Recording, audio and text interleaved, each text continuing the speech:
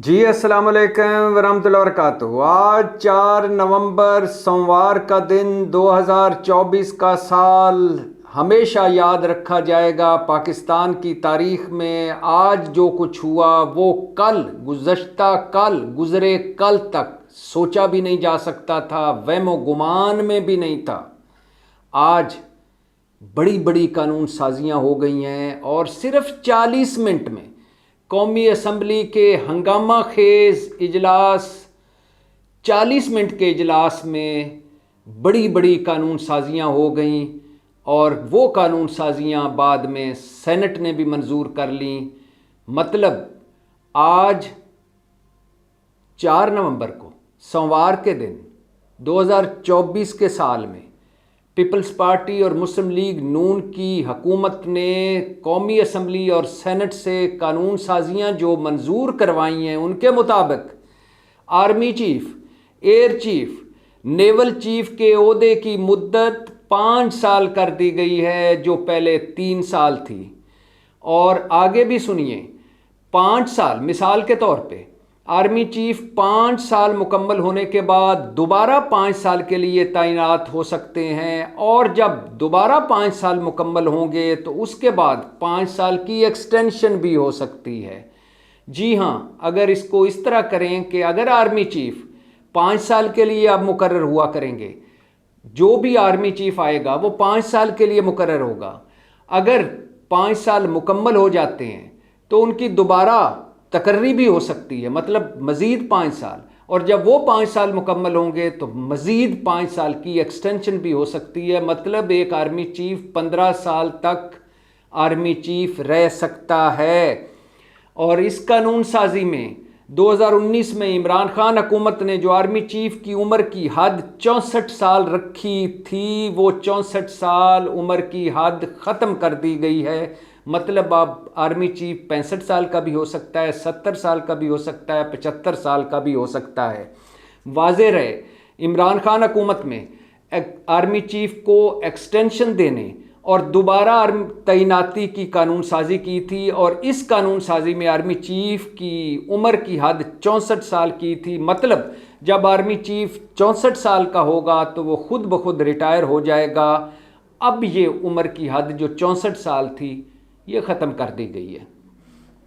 मतलब अगर आसान लफ्ज़ों में मैं कहूँ कि इस वक्त आर्मी चीफ हैं जनरल आसिम मुनीर, उनके 2 साल हो गए हैं, अब वो 3 साल मज़ीद आर्मी चीफ रह सकेंगे, और उसके बाद उनकी दोबारा 5 साल के लिए तैनाती भी हो सकती है, और उसके बाद उनकी 5 साल के लिए एक्सटेंशन भी हो सकती है।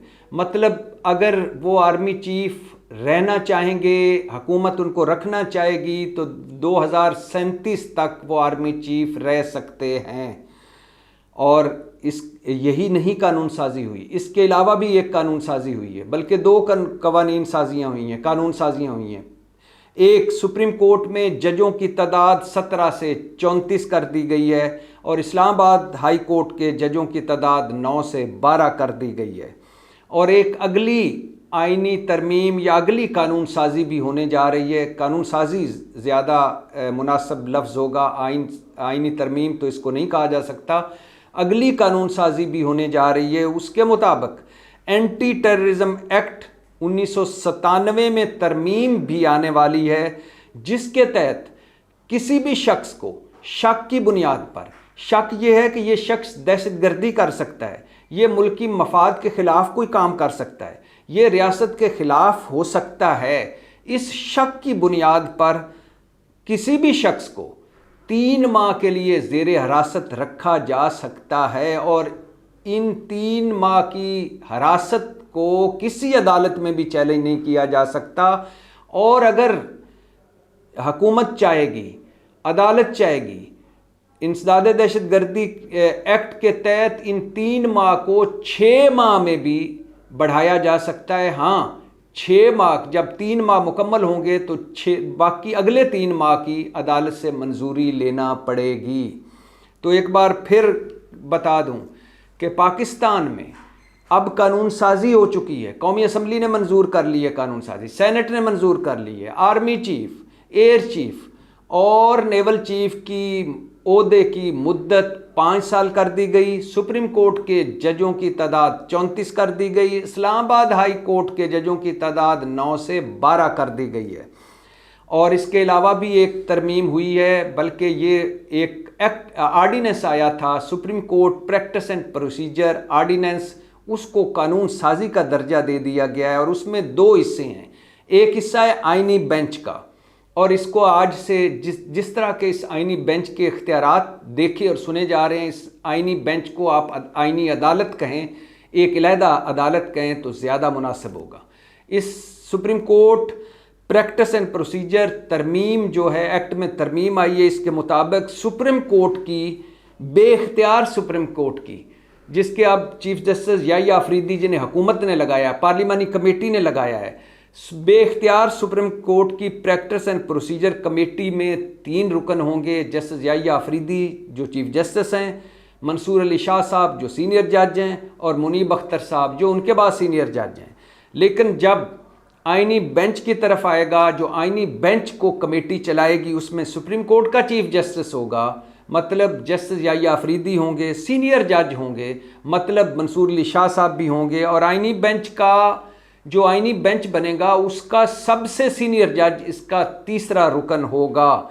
मतलब supreme court practice and procedure committee में जस्टिस मुनीब होंगे, और आइनी बेंच वाली कमेटी में जस्टिस मुनीब की जगह सुप्रीम कोर्ट का सीनियर तरीन जज होगा। मतलब अब 34 जज होंगे सुप्रीम कोर्ट के, और इन 34 जजों में 17 जज मौजूद हैं इस वक्त। मतलब 17 मज़ीद जज लगाए जाएंगे। और ये 17 मज़ीद जज कौन लगाएगा? पार्लियामेंट। पार्लियामेंट मतलब हुकूमत। हुकूमत मतलब आसिफ अली जरदारी, बिलावल भुट्टो, नवाज शरीफ और शहबाज शरीफ। किस जज ने सुप्रीम कोर्ट में लगना है, ये पार्लियामेंट और हुकूमत तय करेगी। किस जज ने आइनी बेंच में लगना है, ये पार्लियामेंट और हुकूमत तय करेगी। ये जुडिशल कमीशन तय करेगा, और जुडिशल कमीशन में अक्सरियत किसकी है? हुकूमत की। चीफ जस्टिस पार्लिमानी कमेटी लगाएगी, जैसा कि चीफ जस्टिस याहिया अफरीदी को लगाया, और पार्लिमानी कमेटी में 2/3 अक्सरियत किसकी है? हुकूमत की। मतलब अदलिया पार्लियामेंट के अंडर। मतलब आइनी बेंच अलग, अदालत, आइनी बेंच एक तरह की एक अलग अदालत होगी, जिसका नाम तो आइनी बेंच है, मगर वो आइनी अदालत होगी, और वो सुप्रीम कोर्ट से ज़्यादा बाख्तियार होगी। उसमें सियासी मुकदमे जाएंगे, आइनी मुकदमे जाएंगे, पाकिस्तान के अहम मुकदमे जाएंगे। उसके पास आज खुद नोटिस लेने का इख्तियार होगा, उसके पास हुकूमत को एडवाइज़ करने का इख्तियार होगा। और सुप्रीम कोर्ट सिर्फ सिविल और फौजदारी, मतलब सिविल और क्रिमिनल केस सुन सकेगी, उन केसों का फैसला कर सकेगी। मतलब अब अगर मैं आसान लफ्ज़ों में कहूँ तो तीनों सर्विसेज चीफ के ओहदे की मुद्दत बढ़ा दी गई है, 3 से 5 साल कर दी गई है। Chief election commissioner Sikandar Sultan Raja को भी इनडायरेक्ट एक्सटेंशन मिल गई है, और एक इसमें से फारिग हो गए हैं, वो हैं जस्टिस काजी। उनको ना एक्सटेंशन मिल सकी, ना वो आइनी बेंच में लग सके। हो सकता है किसी दिन वो पतली गली या किसी चोर दरवाजे से आइनी बेंच के जज लग जाएं या आइनी बेंच के सरबराह लग जाएं, लेकिन अभी तक वो आउट हैं। सुप्रीम कोर्ट बेख्तियार हो गई है, और चीफ जस्टिस हुकूमत लगाएगी आइंदा से सुप्रीम कोर्ट का। आइनी बेंच, आइनी अदालतें हुकूमत बनाएगी। मतलब जज हुकूमत लगाएगी, जजों की मॉनिटरिंग कारकर्दगी की मॉनिटरिंग हुकूमत करेगी, और चीफ जस्टिस हुकूमत करेगी। चीफ जस्टिस हुकूमत बनाएगी, मतलब आईने पाकिस्तान इन्ना लिल्लाहि व इन्ना इलैहि राजिऊन, आज़ाद अदलिया इन्ना लिल्लाहि व इन्ना इलैहि राजिऊन। और अब अदलिया बाकायदा तौर पर सियासी हो गई है, अदलिया बाकायदा तौर पर हुकूमत के अंडर आ गई है, अदलिया बाकायदा तौर पर हुकूमत के ताबे हो गई है। मनपसंद जजेस आएंगे, मनपसंद फैसले होंगे, और हुकूमत के लिए सत्ते खैरा। मगर याद रखिए, तारीख़ क्या सिखाती है? तारीख़ ये सिखाती है कि जब भी जिसने भी ज़ाती मफाद के लिए, अपनी ज़ात के लिए कानून साजियाँ की, आइनी तरामीम की, वो उसको बाद में भुगतना पड़ी, उसी शिकंजे में वो खुद आया। इसकी एक मिसाल देता हूँ, वैसे तो 20 मिसालें हैं। नवाज शरीफ साहब ने एंटी इंसदाद दहशत गर्दी की अदालतें बनाई। नवाज शरीफ साहब को चौधरी शुजात ने अपनी किताब में लिखा है, सच तो ये है, ये चौधरी शुजात की किताब है, आप पढ़ लीजिएगा। इसमें लिखा है कि जब चौधरी शुजात कहते हैं कि जब नवाज शरीफ, मुझे पता चला कि नवाज शरीफ हुकूमत इंसदाद दहशतगर्दी की अदालतें बनाने जा रही है, तो तब मैं गया नवाज शरीफ साहब के पास और मैंने उन्हें कहा कि ये मत बनाएं। उन्होंने पूछा क्यों? मैंने कहा कि ये हमारी अदालतें पहले से मौजूद हैं, अगर ये आप बनाएंगे, हो सकता है आप अस्करियत पसंदों के ख़िलाफ़, इंतहा पसंदों के ख़िलाफ़, दहशतगर्दों के ख़िलाफ़ ये अदालतें बनाएं, मगर इसमें सियासतदान भी, उनको भी भुगतना पड़ेगी ये अदालतें, और अगर ये आप बनाएंगे तो ऐन मुमकिन है किसी न किसी दिन हम भी इसी के शिकंजे में आएँ। मगर चौधरी शुजात कहते हैं नवाज शरीफ साहब ने मेरी बात ना मानी और फिर वक्त बदला, थोड़ा सा आगे वक्त गुजरा तो नवाज शरीफ साहब ने जनरल भट्ट को आर्मी चीफ बना दिया जब परवेज़ मुशर्रफ श्रीलंका से वापस आ रहे थे, और फिर मार्शल लॉ लगा, और फिर नवाज शरीफ साहब ने उसी इंसदाद दहशतगर्दी की, वही इंसदाद दहशतगर्दी की अदालत भुगती और उसी इंसदाद दहशतगर्दी की अदालत में उन्हें सज़ा हुई। दूसरी मिसाल भी सुन लीजिए, इमरान खान हुकूमत में इमरान खान बहुत बड़े वकील थे कि वो दहशतगर्द जो फ़ौजी तनसीबात पर हमला करते हैं, जो मुल्क के ख़िलाफ़ जाते हैं, उन सिविलियन का ट्रायल फ़ौजी अदालतों में हो सकता है। और आज इमरान खान साहब को ख़ुद उसी फ़ौजी ट्रायल और उसी फ़ौजी अदालत में फ़ौजी ट्रायल का सामना है। तो लिहाजा आज जितनी भी कानून साजियाँ हो रही हैं, हुकूमत बड़ी खुश है कि उसने आज़ाद अदलिया ख़त्म कर दी। मतलब अब उनके इलेक्शन डाके का कोई पूछेगा नहीं, मतलब अब उन चीफ जस्टिस भी उनका, मतलब अब इस्टेब्लिशमेंट भी उनके साथ वन पेज पर, मतलब अब पीपल्स पार्टी भी उनके साथ, और आगे जो खबरें आ रही हैं उसके मुताबिक हो सकता है मौलाना फजल रहमान साहब भी हुकूमत ज्वाइन कर लें। अगर वो ज्वाइन नहीं करते तो पीपल्स पार्टी तो वफाकी काबीना का हिस्सा बनने जा रही है। तो मतलब वो कहते हैं कि भुट्टो और ज़िया भी एक हैं और हम वन पेज पे भी हैं इस्टेब्लिशमेंट के साथ, अदालतें भी हमारे अंडर हैं। अब सत्ते खैर आए, अब हम जो मुकदमा भी अदालतों में जाएगा वो हमारी मर्ज़ी के मुताबिक उसका फ़ैसला आएगा। ये सब सोचते हैं, मगर जब तारीख़ का पहिया घूमता है, अरूज को ज़वाल होता है आता है और ज़वाल को अरूज आता है, तब जो कुछ आपने किया होता है वो आपको भुगतना पड़ता है, जो कुछ आपने बोया होता है वो आपको काटना पड़ता है, जो खड्डा आपने किसी और के लिए खोदा होता है उसमें उसमें आप गिरना पड़ता है। तो ये सुना जा रहा था कि हुकूमत तीनों सर्विसेज चीफ की मुद्दत मुलाजमत बढ़ाने जा रही है। ये 26वीं आईनी तरमीम के मुसवदे में भी था, ऐसा सुना जा रहा था, लेकिन बहरहाल उस मुसवदे में ये ना हो सका। मौलाना साहब कहते हैं कि मैंने सांप के दांत तोड़ दिए थे। वो हम समझे कि शायद वो मिलिट्री कोर्ट्स और उनके मिलिट्री कोर्ट्स में सिविलियन के मुकदमों के हवाले से था, लेकिन बहरहाल उसमें ना हुआ। 56 आईनी तरमीम की बजाय 22 आईनी तरमीम मंजूर हुई 26वीं आईनी तरमीम ने, जिसने आज़ाद अदलिया का वजूद ख़त्म किया।